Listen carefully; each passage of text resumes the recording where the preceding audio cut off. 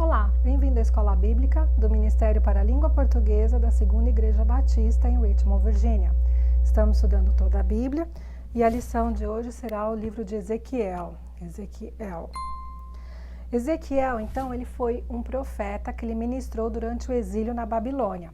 Então, aqui na nossa linha do tempo, ele ministrou durante o cativeiro que a nação de Judá, o reino do sul, foi levado para o exílio na Babilônia.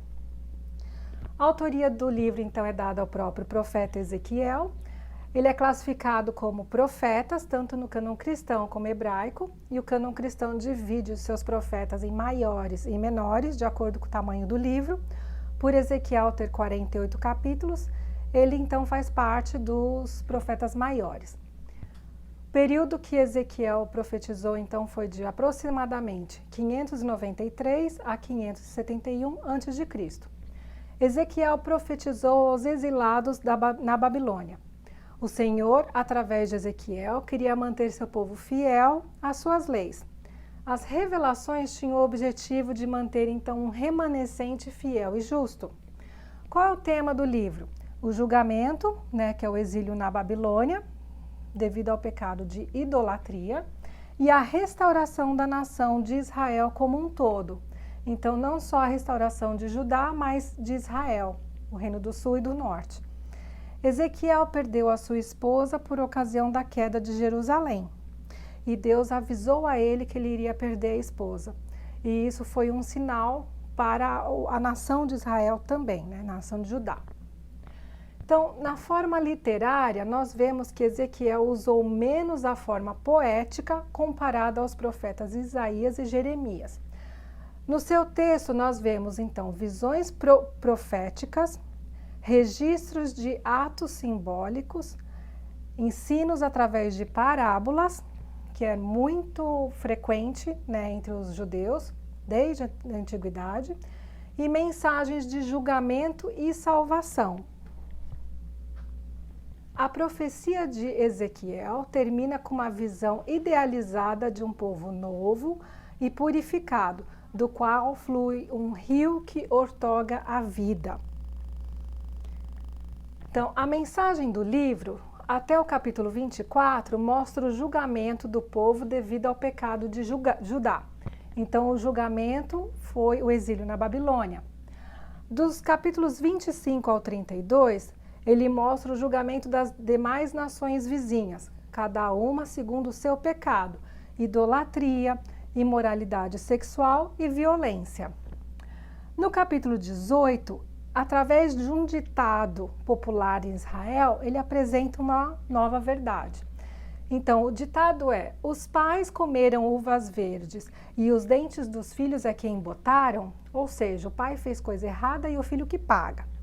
Aí ele fala que não, o Senhor fala não, cada um dará conta do seu próprio pecado. No capítulo 33, ele discorre sobre o justo e o ímpio, mostrando sobre a predestinação. Então, ele conta que se o justo se mantiver justo, ele será salvo.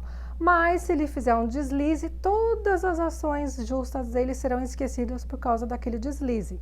Assim, se ele estava predestinado para ser justo, ele não vai mais ser.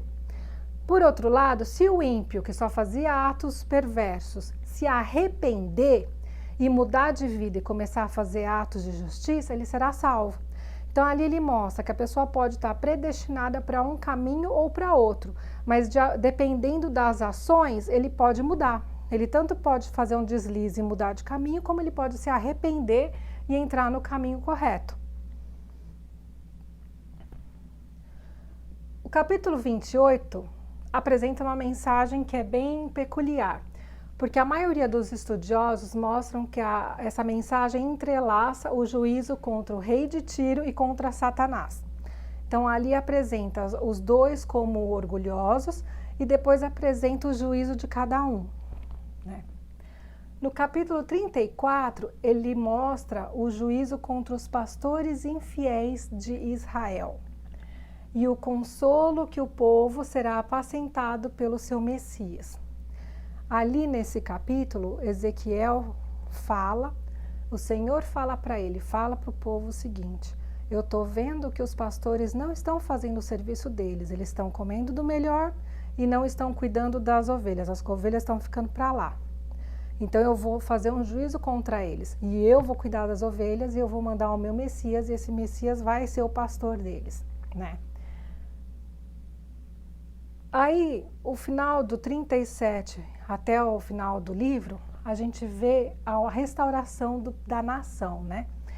Então, no Ezequiel capítulo 37, ele apresenta a restauração da nação de Israel como uma só nação. Então, como eu comentei, então não é só com a restauração de Judá, mas de Israel, o reino do norte e o reino do sul, né? Virando uma nação só.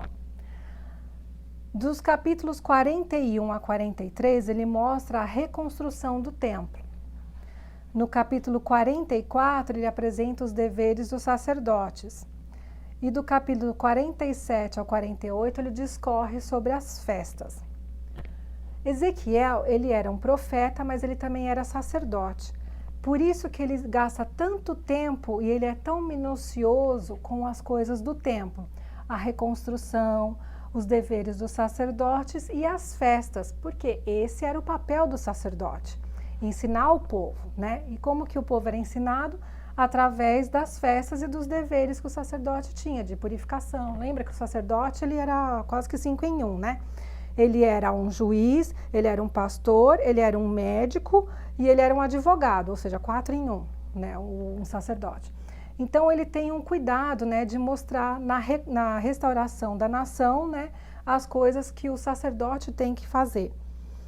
Então, toda a mensagem de Ezequiel é para mostrar que o povo estava sendo disciplinado porque o povo saiu dos caminhos do Senhor.